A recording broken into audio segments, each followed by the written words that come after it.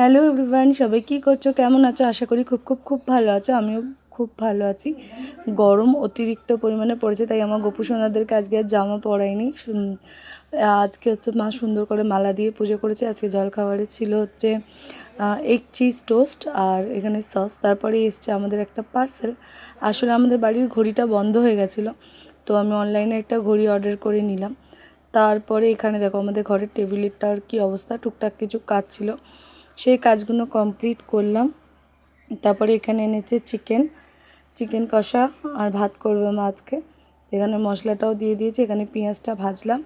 এখানে এদিকে মা চিকেনটাকেও বেশ সুন্দর করে কষিয়ে নিয়েছে। আর চিকেন হোক বা মাটন, মা প্রত্যেকবারই আমাকে কষা মাংস তুলে দেয়, সেটা খাই।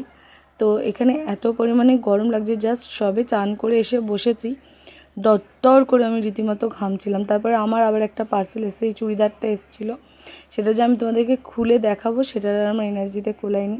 সন্ধ্যেবেলা ছোটো মামি এসেছিলো, গপুর জন্য মিষ্টি নিয়ে এসেছিলো, লিও মাম্মামদের জন্য আইসক্রিম নিয়ে এসেছিলো। তারপরে এই যে মামির আইসক্রিমটা এনে দিয়েছে, লিও মাম্মামকে দিলাম একটু খাইয়ে। এখানে দেখতে পাচ্ছ কি তৃপ্তি, ওদেরকেও চান করে দিয়েছিলাম। এবার মামি এসছে, সন্ধ্যেবেলায় করলাম একটু পাস্তা, রেড সস পাস্তা করেছিলাম, মামিকে দিলাম। মামি ডিম খায় না বলে পাস্তাটায় আর ডিম আমি অ্যাড করিনি।